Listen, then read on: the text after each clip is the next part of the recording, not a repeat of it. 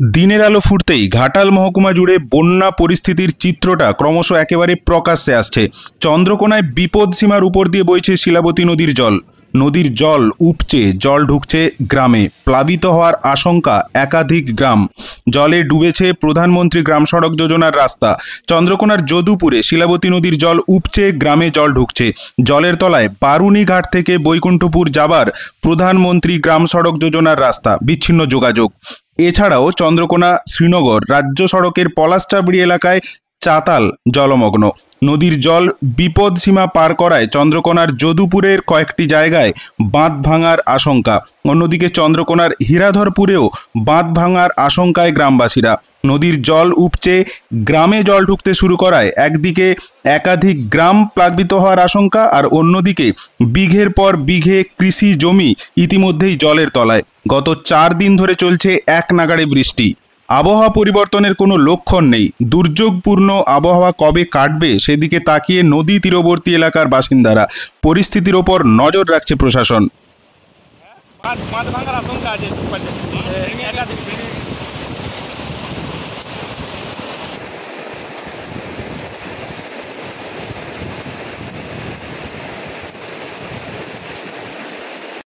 বলবে কি পরিস্থিতি? জল তো বাড়ছে। পরিস্থিতি বলতে গতকাল রাত থেকে জল বেড়েই চলেছে। রাস্তাটা একটু কালকে ডুবেছিল, আজকে তো পুরোপুরি ডুবে গেছে।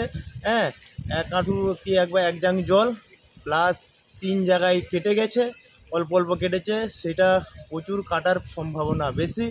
হ্যাঁ, কোন জায়গায় বাঁধ ভাঙতে পারে? কোন জায়গা বলতে সেখানে নন্দ ঘরের কাছে ওখানে, ঠিক আছে। আর এখানে 2 জায়গায়, আশ্রমের সেপাশে আর ওই দিকটায় শিলাবতী নদীর বাঁধে। শিলাবতী নদীর বাঁধে বাঁধ কি মানে ভাঙলে ক্ষতি কতটা হবে? ক্ষতিটা হবে বলতে, একে তো চাষের জমি ডুবে পুরো একদম শেষ হয়ে গেছে। তারপর যদি বাঁধ ভাঙে তাহলে চাষের জমির ধান ফানকে সবকে চুচলিয়ে টেনে নিয়ে চলে যাবে। এটা কি শুধু বৃষ্টির জলে এই পরিস্থিতি? হ্যাঁ, বৃষ্টির জলের পরিস্থিতি হয়েছে। তারপরে আমাদের কতদিন ধরুন 35-40 বছর ধরে বাঁধ আমাদের মেরামত হয়, সকলকে জানিয়েছি, কোনো কিছু সুরাহা হয়নি, যার জন্য আমরাও খুব টেনশনে আছি। আমাদের বাড়িতেও জল ঢুকে গেছে, ঠিক আছে। বিদ্যুৎ আছে এলাকায়? বিদ্যুৎ তো নেই, কাল থেকে কোনো বিদ্যুৎ নেই, অন্ধকারে পড়ে আছি। আপনার নাম? আমার নাম স্বপন গুছাই। কি পরিস্থিতি চাষের? এই তো 3 দিন ধরে জলমগ্ন, চারদিকে জল সঞ্চয় করছে। আর আমাদের কৃষিকাজের উপর নির্ভর, মানুষজন জল পানীয় জল পাচ্ছে না, বা যাতায়াতের জন্য বিদ্যুৎও নেই বা যাতায়াতের জন্য যে রাস্তা তাতেও জলমগ্ন। ধান সব ডুবে গেছে?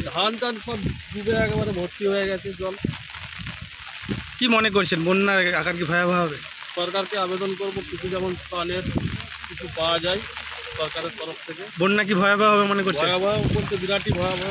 নদীগুলো ভর্তি গেছে, সামনে নদী, উঠছে জল, রাস্তাতে উঠে গেছে, যাতায়াতের খুবই অসুবিধা হয়। আপনার নাম? বিশেষ পণ্ডিত।